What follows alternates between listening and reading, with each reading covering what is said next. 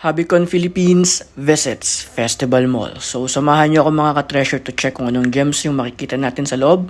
Tara na, pasok na tayo. So, unang booth na pinuntahan natin, syempre, card booths. NBA cards yung tinambay natin dyan. Pero marami pang nandito, ikot pa tayo.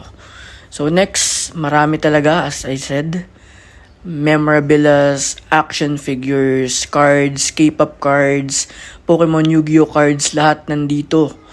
So, may mga Gundam din silang mga figures, One Piece, Naruto, and mga chibi items, posters, bags, napakarami. So, talagang mananawa ka umikot, mananawa kang pumili. Iba-iba, may Marvel din, ayan, kita nyo naman, Iron Man, and itong dalawang Iron Man na to, ewan ko yung ginagawa niyan, Funkos, marami rin dito mga guys. Talaga naman, tignan nyo naman, ang daming choices. And syempre, meron ding mga ibang event na nandito. And one thing talaga na pinuntahan ko at kinagusto ko is, meron silang pa-auction. So, paano ka magiging collector kung hindi ka marunong mag-bid? So, ito yung isa na sinalihan natin. Looking for 10. 10. 10. 20. 20. Looking for 30. LeBron James. 50. Looking for 60.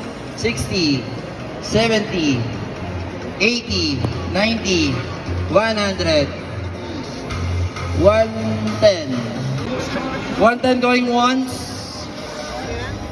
110 going twice. So, okay sir. And ayun guys, yung mga nakuha natin sa event na to, through auctions and biddings, and bumili rin tayo ng iba. Pero I'm really happy that I was able to participate in that auctions kasi I'm doing auctions online, I'm bidding online, pero iba pa rin talaga yung actual kang nagbibid with other people around you. And ito yung mga nakuha natin because of that. Some LeBron cards, Curry cards, Michael Jordan card, Jimmy Butler card. So, attend this kind of events, guys. Maraming gems dyan. Not just cards, but memorabilia, figures, and all. So, attend Hobbycon Philippines as they run events. See you next time, guys.